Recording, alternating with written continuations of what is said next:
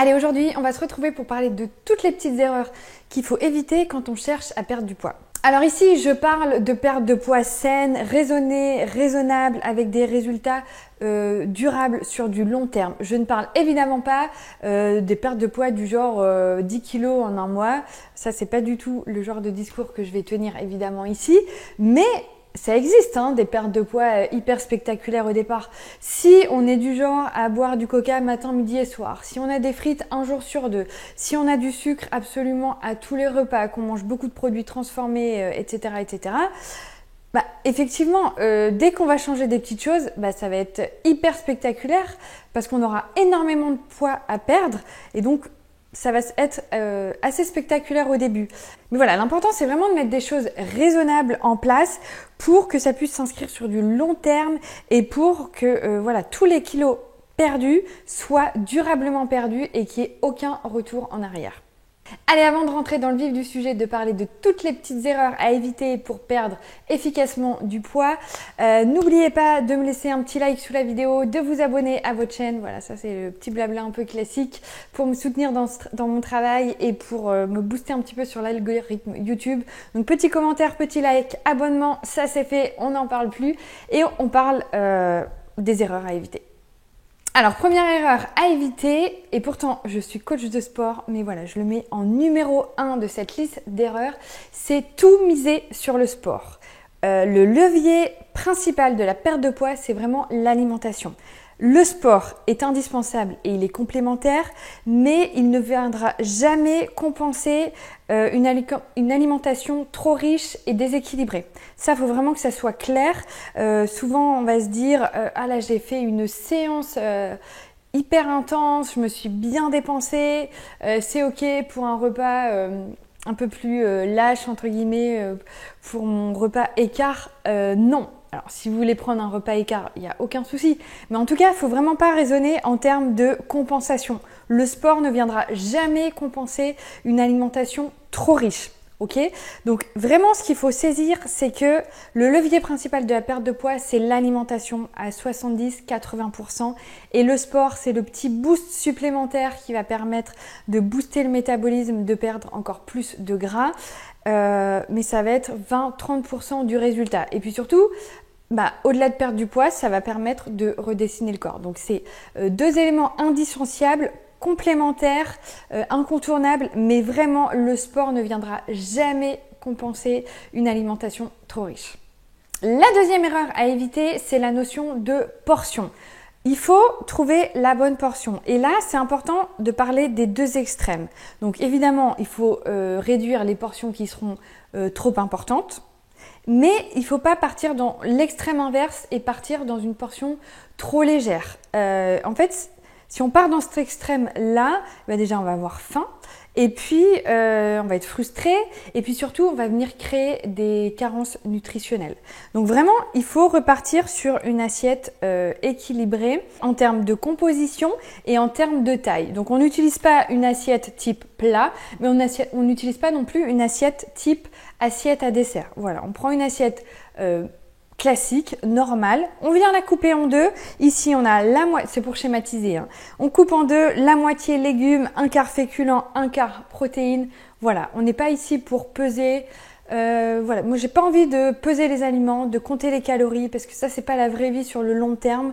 Donc, on peut le faire au début si on a besoin de prendre des repères et d'avoir une idée de ce qui est entre guillemets raisonnable, mais assez vite, moi vraiment je déconseille d'être tout le temps dans ce côté comptage de poids ou de calories. Voilà, on a une assiette, on sait la composer, on sait plus ou moins, voilà, c'est du bon sens, on sait plus ou moins les quantités qu'il faut, et donc voilà, c'est ni trop ni pas assez, il faut vraiment avoir une assiette équilibrée en termes de composition et de quantité.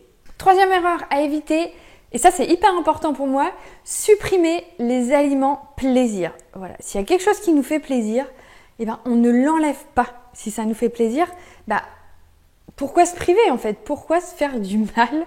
L'idée dans un rééquilibrage alimentaire, c'est pas de se faire du mal. Au contraire, c'est de se faire du bien. Donc, on remet de la raison, on remet de l'équilibre, on redose les choses, mais on ne diabolise rien.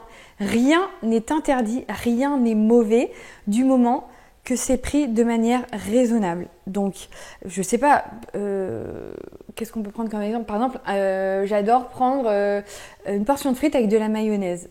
Alors, c'est méga riche, mais c'est ok si c'est pas tous les 2 jours. Par exemple, on peut se fixer une fois par semaine. Mon kiff, c'est ma frite mayo et c'est ok.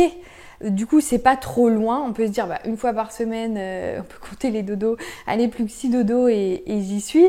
Mais voilà, il n'y a rien d'interdit. Et du coup, ça évite ce phénomène de frustration et de démotivation et de...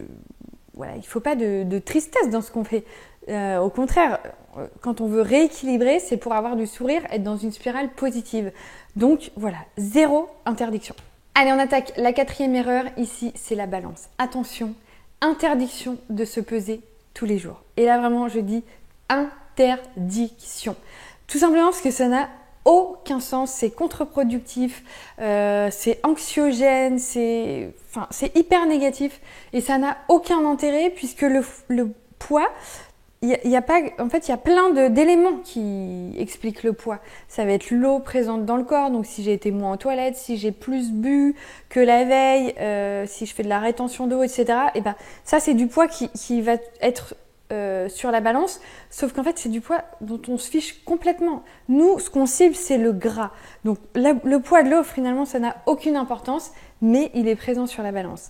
Voilà, ça va dépendre aussi du cycle hormonal, à quel moment du cycle on se trouve, etc. Donc vraiment, la balance, ça donne des indications, mais c'est interdiction de le faire tous les jours. C'est maximum une fois par semaine.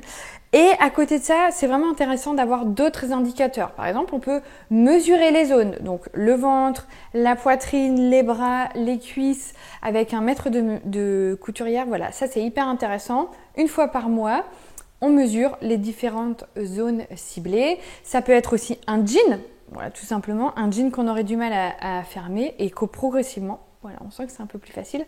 Ça, c'est un super indicateur. Il n'y a pas besoin de se fixer sur le chiffre de la balance. Donc, c'est une fois maximum, absolument.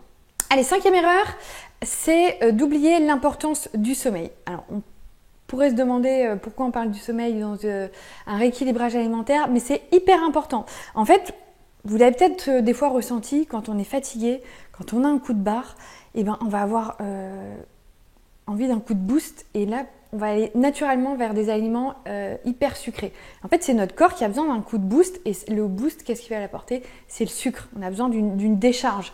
Et du coup, là, on va avoir vraiment des fringales et des pulsions sucrées qu'on va avoir du mal à gérer. Donc vraiment, le sommeil, c'est hyper important. Ça régule plein de choses. Ça va vraiment avoir des conséquences sur nos sensations de faim, de satiété, d'énergie, etc. Donc voilà, le sommeil, c'est important. Allez, dernière erreur à éviter pour vous aider dans cet objectif de perte de poids. Donc, on pourrait en citer d'autres, hein, mais pour moi, là, c'est vraiment le socle principal qu'il faut bien avoir en tête voilà, quand on se lance dans un objectif de perte de poids. Donc, cette dernière erreur, c'est ne pas suivre de routine. Au début, on est un peu tout feu ton flamme, on est plein de motivation, donc on va régler ses repas, régler le sport de manière hyper spontané, hyper volontaire parce qu'on est déterminé à y arriver. Et puis au fil du temps, voilà, ça va avoir tendance à s'étioler. Il va y avoir une petite excuse qui va se glisser, puis 2, puis 3, etc. Et puis voilà, au fur et à mesure, la dynamique va bien décélérer.